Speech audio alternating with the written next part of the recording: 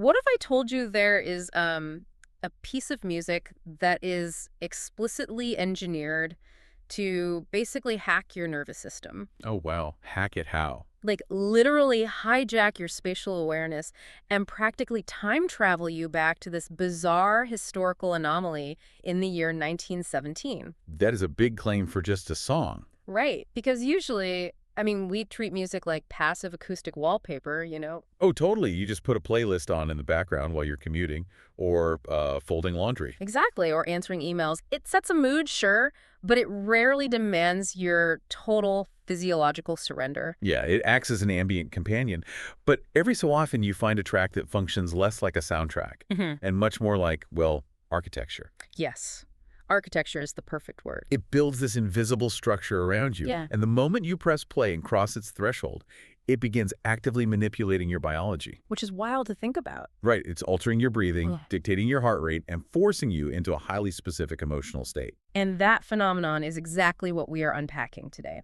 So, welcome to today's deep dive. Glad to be here. We are thrilled you're here with us, the listener, because our mission today is to deconstruct a fascinating translated script. We source this from a music and spirituality channel called SPW Worship. Yeah, and this script provides just a beautifully granular breakdown of a deeply resonant song called The Lady in White.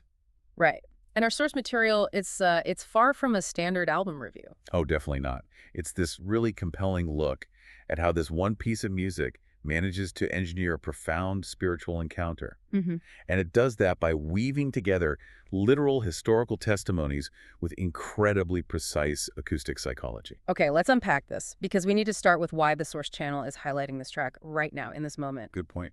The script points out that the song's DNA is intimately tied to the approaching date of May 13th. Right, that specific date. Yeah, that date serves as the catalyst for basically everything the music is trying to achieve. And to genuinely understand the acoustic tricks this song plays on you, we first have to examine that historical anchor it uses. Because the sound design means nothing without the context of the lyrics, right? Exactly. I mean, often when you listen to modern worship or ethereal music, the lyrics lean heavily into broad metaphors. Oh, yeah. You hear a lot about, like, overcoming oceans or climbing mountains or stepping into the light. Right. Universally applicable stuff. You can apply those ideas to a bad day at work or, a personal struggle. But our sources reveal that The Lady in White takes the exact opposite approach. The songwriting is hyper-specific. It really is. It's specific to the point of being journalistic. Journalistic, yes. The lyrics effectively grab you by the collar and drop you into a precise geographical location at a highly specific moment in time. Yeah, they transport you directly to the year 1917 to this rural pasture called Cova da Iria in Portugal. And that location is globally recognized as the site of the Marian apparitions of Our Lady of Fatima. Right, and for those who might be unfamiliar with that, this is the historical event where 3 young shepherd children claim to experience a series of visions. Visions of a luminous, supernatural figure. Exactly. And the songwriters, they don't just use that event as vague inspiration, they build the scene meticulously. They do. The lyrics literally describe standing, quote, in the deep valley where the oak cast its shadow. They are establishing a literal, tangible environment. And what's fascinating here is how the track builds its emotional weight by lifting its lyrics directly from the historical archives. Like actual eyewitness testimony. That was the detail in the script that completely shifted my perspective on this song. It changes everything. It really does. It isn't just a pretty poem, it's practically a musical documentary. Well, just consider the lyrical description of the central figure. The song describes the Virgin as being whiter than the light of the sun. Which sounds poetic. It does, but that isn't just a songwriter flexing their creative muscles. That exact sequence of words is pulled directly from the historical testimonies. The ones given by the 3 child witnesses, right? Lucia, Francisco, and Jacinta. Exactly. The song operates by treating their statements as undisputed, reportable fact. And by anchoring itself so firmly in that documentary-style reality, it really forces the listener to confront the incredibly heavy realities of 1917. Which was a very dark time. Unbelievably dark.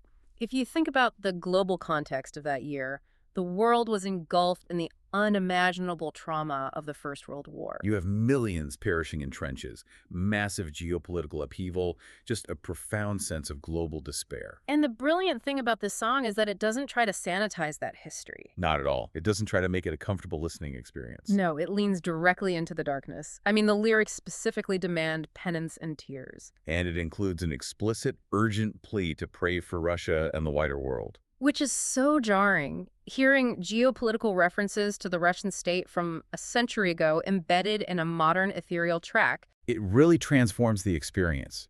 It takes it from a passive listening session into a direct call to action. Yeah, the song basically insists that you look at the historical wreckage, acknowledge the state of the world, and take on the burden of doing something about it. And a historical mandate like that is incredibly heavy.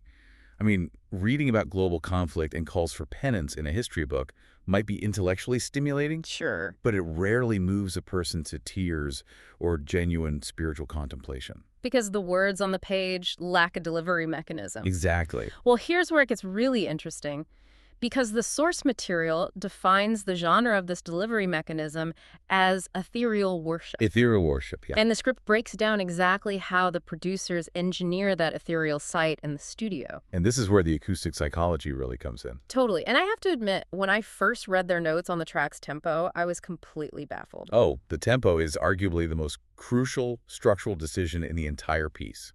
Right. The source explicitly notes that the song is locked at exactly 66 beats per minute. Which is incredibly slow. 66 BPM is practically a dirge. For context, if you're just out walking the dog, your natural pacing is probably around 100 beats per minute. Yeah, and a standard pop song sits comfortably around 120. So at 66 BPM, the music is barely inching forward. My immediate thought was, why wouldn't a tempo that sluggish just put the listener to sleep? It's a fair question. I mean, if you are trying to deliver an urgent, historical call to action, dropping the tempo that drastically seems like a surefire way to lose your audience's attention. It sounds totally counterintuitive if you're trying to write a radio hit. But this choice is a masterclass in physiological manipulation. Okay, break that down for me. Well, the producers are leveraging a biological phenomenon known as entrainment. Human bodies are naturally wired to sync their internal autonomic rhythms to the dominant external auditory beats in their environment. Oh, wow. So if you put headphones on right now and listen to a heavy dance track, you can literally feel your chest and pulse trying to race to catch up with the bass drum. Exactly. And the reverse is equally true. 66 beats per minute is not an arbitrary number pulled out of thin air. Wait, really? What is it based on? It specifically mimics a healthy, resting human heartbeat. Oh, that is wild. Yeah, by setting the metronome at 66 BPM, the track is bypassing your conscious brain and directly commanding your cardiovascular system to slow down. So it's essentially forcing you into a state of physical calm, whether you want to be calm or not. Furthermore, that specific pacing perfectly matches the rhythm of a deep, intentional breath. Wow. This music is entirely stripped of any urge to march or dance or move quickly. It is an acoustic tool. Engineered to physically pull the listener out of whatever frantic, anxious state they were in 5 minutes ago. And lock them into a deeply receptive, meditative frequency. It is physically preparing your body to bear the weight of the heavy historical message we just talked about. Right. It sits you down, slows your pulse, and demands that you listen. And once your body is properly sedated by that rhythm, the song begins to construct this colossal environment around you using its instrumentation. The script highlights that the entire track is built upon the foundational sound of a solemn pipe organ. And the pipe organ is such an ancient, imposing instrument. Oh, absolutely. It doesn't just make a sound, it physically moves massive amounts of air. The low frequencies vibrate in your chest. Culturally and psychologically, the organ instantly communicates the concept of a sacred space. Right, you hear an organ, you think church. Exactly. But the producers don't stop there. Yeah. They take that ancient physical rumble and layer it heavily with what the source describes as modern shimmering synthesizers. Okay, we should clarify what shimmering means in an audio engineering context. Okay, yeah. These are high-frequency, sustained electronic notes that lack a sharp attack or a defined edge. They just sort of float endlessly in the mix. And combining those boundless floating frequencies with the heavy gravity of the pipe organ creates a powerful spatial illusion. It's a deliberate psychoacoustic technique. It is. Think about how sound behaves in an immense physical space, like a Gothic cathedral, Right, the sound waves bounce off the high stone ceilings and distant walls, creating a very specific echoing delay. and your brain uses those echoes to map the size of the room you're in, even if your eyes are closed. Precisely. The shimmering synthesizers artificially mimic that exact acoustic delay. That is so clever. So even if you are sitting on a cramped subway car with earbuds in, your brain registers those synthetic echoes and genuinely believes you have just stepped into an immense cavernous structure. You feel incredibly small, yet entirely enveloped and protected by the sound. And into that massive, artificially engineered cathedral, the song finally introduces the human element, the vocals. Right. And the staging of the voices in The Lady in White is this brilliant exercise in building emotional tension. Oh, completely. According to our source, the producers avoid the temptation of hitting you with a massive, overwhelming choir right out of the gate. They let the arrangement build organically. It begins intimately, featuring a soft, solo male voice. Which feels incredibly personal, like it's replicating the feeling of sitting next to a single person deep in prayer. And a female voice is introduced to carry the narrative forward, broadening the perspective. And the tension slowly mounts until it climaxes during the chorus into this sweeping, harmonized duet. But the most striking detail the source unpacks is what is happening underneath that duet. Yes, the choir. Right. Beneath the lead vocals, there is an angelic choir. But they aren't singing any of the lyrics. No words at all. None. They are entirely nonverbal, communicating only in sustained oohs and ahs. And the source interprets this with a really beautiful image. They describe the male and female duet as representing the earthly church. The grounded humans dealing with the lyrics, the history, the geopolitical reality. Meanwhile, the nonverbal choir represents the celestial church, singing in a frequency that transcends human language. Joining together with the earthbound singers in a moment of total communion.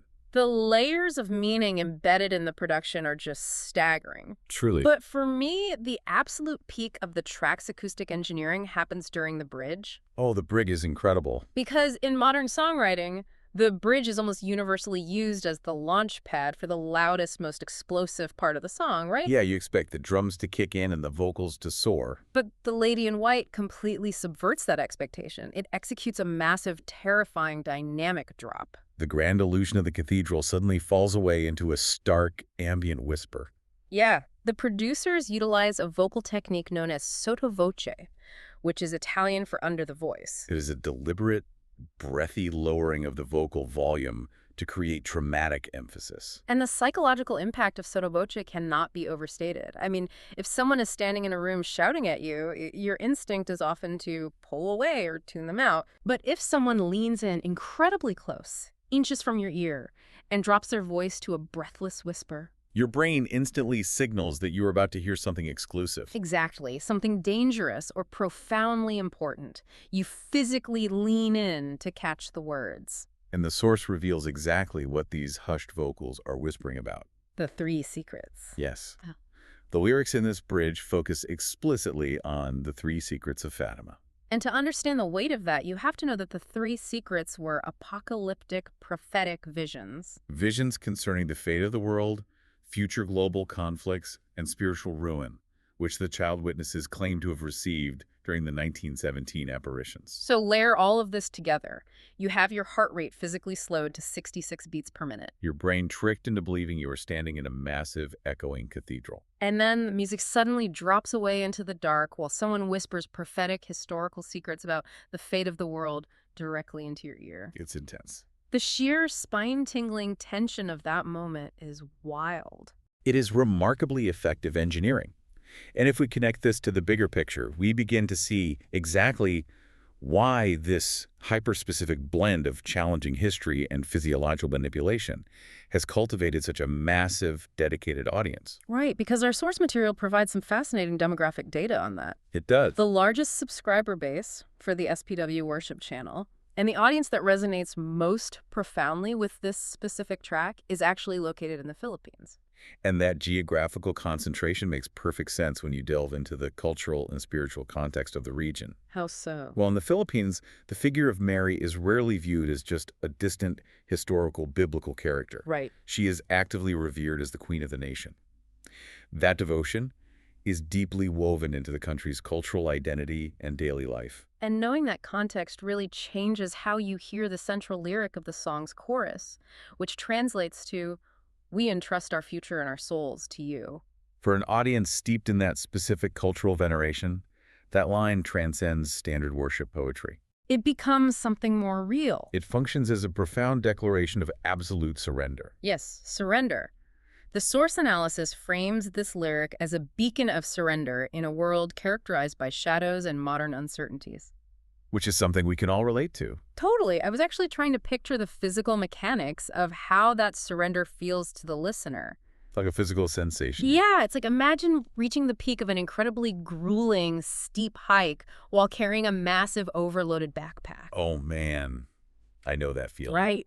And that moment you finally unbuckle the heavy straps and let the weight drop into the dirt. There's a sudden rushing physical relief that washes over your shoulders and spine. Exactly. That physiological relief maps perfectly to the psychological relief of faith being described here. That is a great analogy. You are actively handing over a burden you can no longer carry. Because modern life is undeniably chaotic. Between economic anxieties, geopolitical tensions that honestly echo the fears of 1917, and the sheer exhaustion of daily survival. The world can feel overwhelming. It can. And this piece of music offers a meticulously crafted, sacred space where the listener is invited to simply let go of that weight for a few minutes. So what does this all mean? We've traced the historical weight of 1917. We've broken down the acoustic manipulation of tempo and spatial synthesizers. And we've explored the deep cultural resonance for the Filipino audience. Right. So how does a song with this much gravity actually come to an end? Like, how does the producer release you from that intense emotional grip? Well, the ending of The Lady in White is just as deliberate and psychologically calculated as the 66 beat per minute beginning.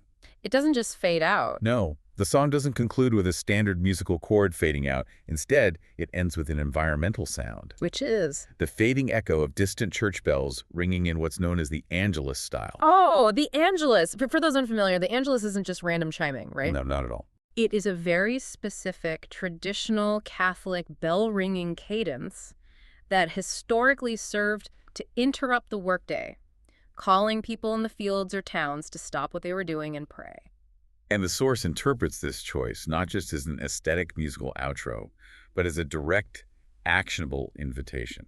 So the music itself stops, but the bells keep ringing in the distance. Suggesting that the spiritual exercise is not over simply because the track ended. It serves as an auditory bridge.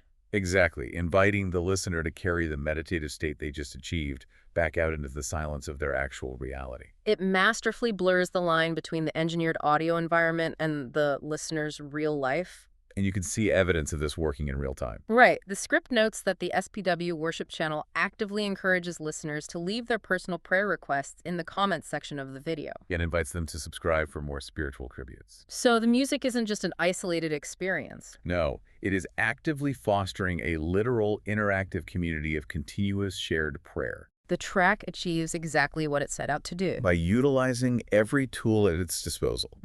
Eyewitness historical testimony, biological entrainment, psychoacoustic space recreation, and deep cultural reference. It facilitates a genuine communal encounter. It is brilliant and honestly a little intimidating when you pull back the curtain on the mechanics of how it is built. It really makes you think. Which leaves me with a lingering thought for you, the listener, as we wrap up this deep dive. Well, let's hear it. We just explored how a deliberate tempo of 66 beats per minute, paired with shimmering, echoing frequencies, can physically dictate your heart rate and hijack your spatial perception to induce a powerful state of surrender. It's powerful stuff. It makes you wonder, if a single audio track can so effectively rewire our physical and emotional state in a matter of minutes, Yeah. how much of our daily emotional reality is being subtly manipulated by the hidden architecture of the sounds, notifications, and media we consume all day long? Wow.